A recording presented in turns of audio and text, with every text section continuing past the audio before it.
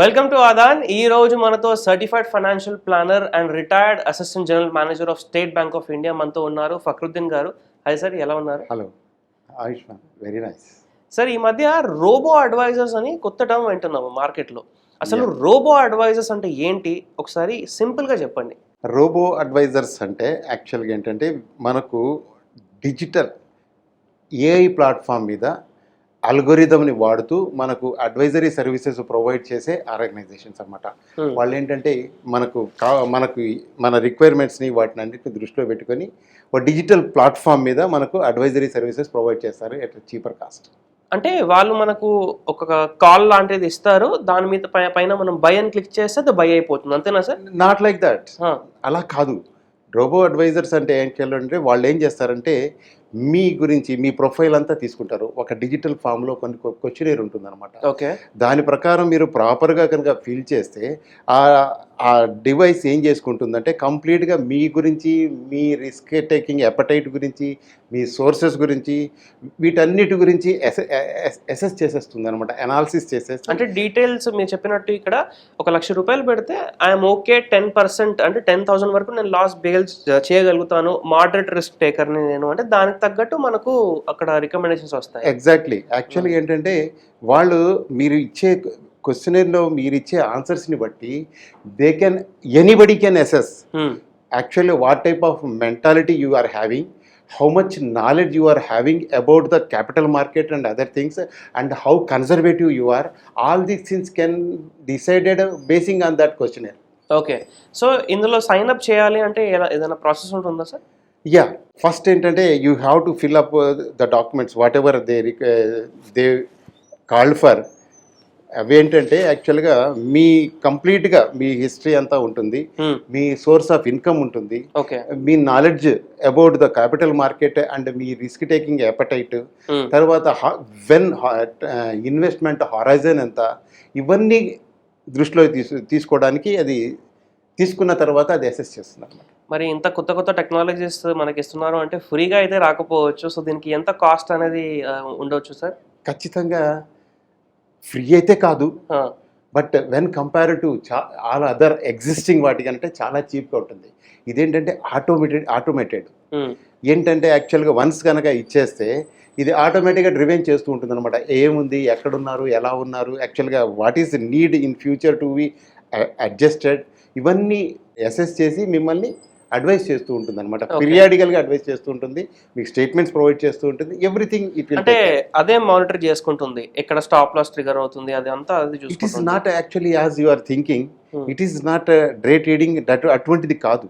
ఇది investment to long term fortune. What are your goals? Suppose మీకు ఒక retirement plan కావాలి, retirement plan how long it is, అంటే how to reach there, how much is required to survive after retirement, అవన్నీ it will take care.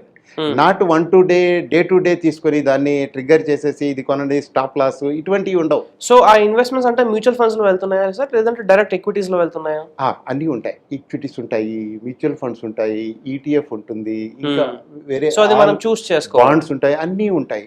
వీటన్నిటిని అలా కాదు, మనం చూస్ చేసుకోము, అదే మీకు అడ్వైస్ చేస్తుంది బేస్డ్ ఆన్ మనం ఇచ్చిన డీటెయిల్స్ బట్టి అడ్వైస్ చేస్తుంది. If funds available, if you are favour to go for that, it will generate that.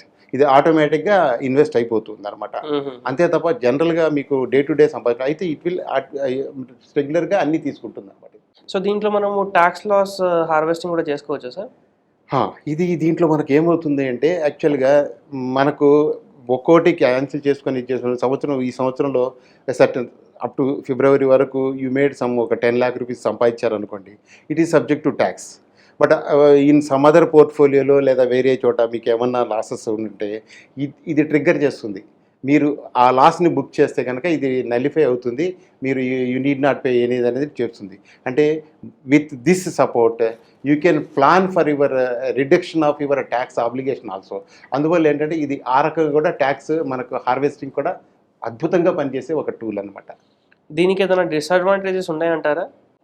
Disadvantages అంటే యాక్చువల్గా ఇప్పుడు మనం ఇద్దరు మాట్లాడుకుంటున్నట్టు ఫేస్ టు ఫేస్ మాట్లాడుకునే సాటిస్ఫాక్షన్ ఎక్కడ రాదు.